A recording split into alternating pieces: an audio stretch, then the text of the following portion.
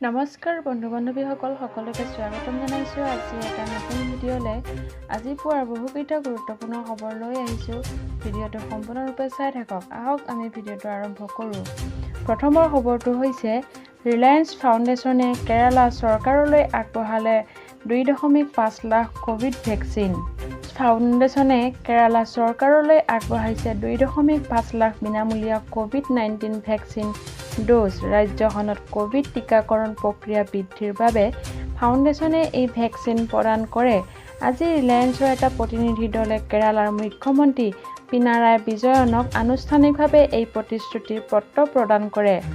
Reliance ফাউণ্ডেশ্যনৰ প্ৰতিষ্ঠাপক অধ্যক্ষা নীতা আম্বানীয়ে এই সন্দৰ্ভত কয়, দেশৰ নাগৰিকক ভাইৰাছৰ পৰা সুৰক্ষিত কৰা আটাইতকৈ কাৰ্যকৰী উপায় হৈছে গণ টিকাকৰণ। আমি সমগ্ৰ দেশতে বিনামূলীয়া টিকাকৰণৰ বাবে মিছন ভেকচিন সুৰক্ষা আৰম্ভ কৰিছোঁ। এই 2.5 লাখ বিনামূলীয়া ভেকচিন ড'জ প্ৰদানেৰে ৰিলায়েন্স ফাউণ্ডেশ্যনে প্ৰয়োজনৰ সময়ত কেৰালাৰ লোকসকলৰ প্ৰতি সমৰ্থন ব্যক্ত কৰিছে। উল্লেখ্য যে কোভিড-19 বিৰোধী যুঁজত ৰিলায়েন্স ফাউণ্ডেশ্যনৰ তৰফৰ পৰা নীতা আম্বানীৰ নেতৃত্বত ৰাষ্ট্ৰক সমৰ্থন কৰাৰ বাবে আগভাগ লৈ অহা দেখা গৈছে। সমগ্ৰ দেশতে কোভিড-19 প্ৰসংগত এক বহুমুখী কাৰ্য গ্ৰহণ কৰিছে ফাউণ্ডেশ্যনটোৱে। ৰিলায়েন্স ফাউণ্ডেশ্যনে যোৱা বছৰটোত 1 লাখ ৰোগীৰ প্ৰয়োজনীয়তা পূৰণ কৰাৰ বাবে বিনামূলীয়াকৈ চিকিৎসা অক্সিজেন প্ৰদান কৰিছে। দৈনিক ভিত্তিত সমগ্ৰ দেশতে 2000ৰো অধিক কোভিড কেয়াৰ বিচনা আৰু সুবিধা প্ৰদান কৰিছে। আনহাতে মহামাৰীৰ দ্বাৰা ক্ষতিগ্ৰস্ত দুৰ্বল সম্প্ৰদায়ৰ 7.5 কোটিৰো অধিক লোকক আহাৰ প্ৰদান কৰিছে আৰু সুৰক্ষাৰ বাবে 1 কোটিৰো অধিক মাস্ক প্ৰদান কৰিছে।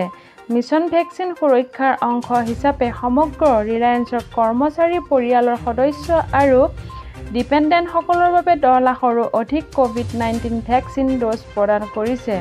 দ্বিতীয় খবৰটো হৈছে লাভলীনাময় অসমৰ নতুন প্ৰজন্মৰ বাবে লাভলীনা প্ৰেৰণাৰ প্ৰতীক। যুগে যুগে অসমবাসীয়ে লাভলীনাক মনত ৰাখিব। মুখ্যমন্ত্ৰী হিমন্ত বিশ্ব শৰ্মা। ৰাজ্য চৰকাৰে অলিম্পিকত পদক বিজয়ী তাৰকা খেলুৱৈ অসম কন্যা লাভলীনা বৰগোহাঁইক শ্ৰীমন্ত শংকৰদেৱ কলাক্ষেত্ৰত সম্বৰ্ধনা জনায়।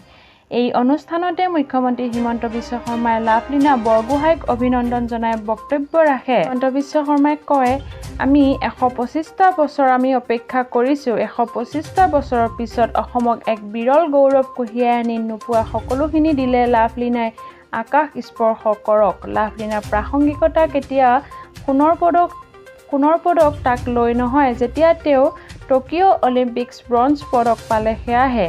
অসমৰ নতুন প্ৰজন্মৰ বাবে লাভলীনা প্ৰেৰণাৰ প্ৰতীক হৈ ৰ'ব। যুগে যুগে অসমবাসীয়ে লাভলীনাক এই সাফল্যৰ বাবে মনত ৰাখিব। আজি গুৱাহাটী বিমানবন্দৰত উপস্থিত হোৱাৰ লগে লগে লাভলীনাময় হৈ পৰে সমগ্ৰ ৰাজ্য।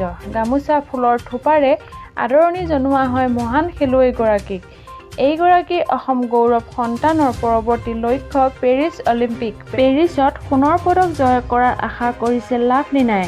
আমাৰ তৰফৰ পৰাও লাভলীনালৈ থাকিল অলেখ অযুত শুভেচ্ছা।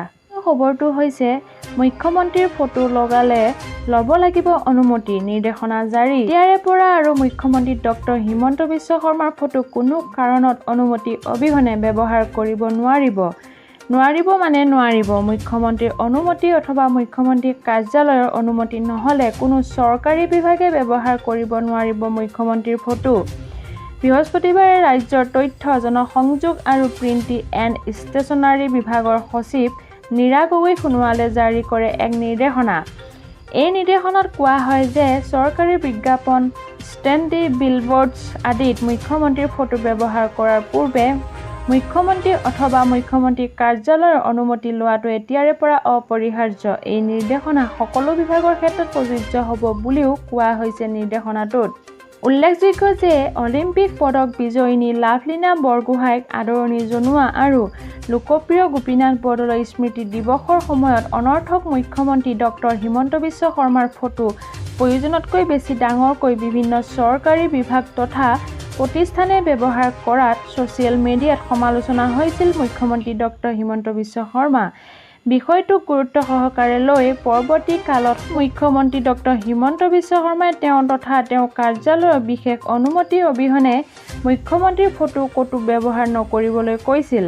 শেষৰ খবৰটো হৈছে দৰ্শকৰ মাজলৈ আহিল নতুন অসমীয়া চুটি ছবি দ্য ৰেডিঅ' গাই। কৰোনাৰ ভয়াৱহতা এতিয়াও অব্যাহত আছে। কৰোনাৰ সংক্ৰমণ ৰোধৰ বাবে বন্ধ ৰখা গৈছে চলচ্চিত্ৰ গৃহসমূহ। কৰোনাৰ ফলত সৰ্বাধিক ক্ষতিৰ সন্মুখীন হৈছে মনোৰঞ্জনৰ ক্ষেত্ৰখন। কিন্তু তাৰ মাজতো একাংশ প্লেটফৰ্মে দৰ্শকৰ মনোৰঞ্জনৰ দিশটোৰ প্ৰতি লক্ষ্য ব্যতিক্ৰমী চিন্তাৰে আগবাঢ়িছে। এই ক্ষেত্ৰত ব্যতিক্ৰম নহয় কেচি ডিজিটেল ফিল্মছ নিজৰ ইউটিউব চেনেলৰ জৰিয়তে ব্যতিক্ৰমী চুটি ছবি দৰ্শকৰ বাবে উপহাৰ দি আহিছে কেচি ডিজিটেল ফিল্মছে।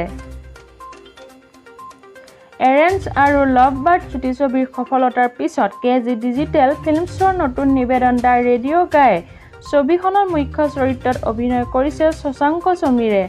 আন মুখ্য চৰিত্ৰত অভিনয় কৰিছে বাদল আৰিয়ান সিনহা, হিৰাণ্যক আৰু হৰ্ষ সিদ্ধান্তই। ছবিখনৰ কনচেপ্ট আৰু পৰিচালনা সমুজ্জ্বল কাশ্যপৰ। জনপ্ৰিয় কণ্ঠশিল্পী জয় বৰুৱাই ছবিখনৰ টাইটেল গীতটোত কণ্ঠদান কৰিছে। ছবিখন মুকলি কৰা অনুষ্ঠানত উপস্থিত থাকে জনপ্ৰিয় অভিনেতা ৰবি শৰ্মা। নিৰ্মাতা গোষ্ঠীৰ আশা এৰেঞ্জ আৰু লাভ বাৰ্ডৰ দৰে এইখন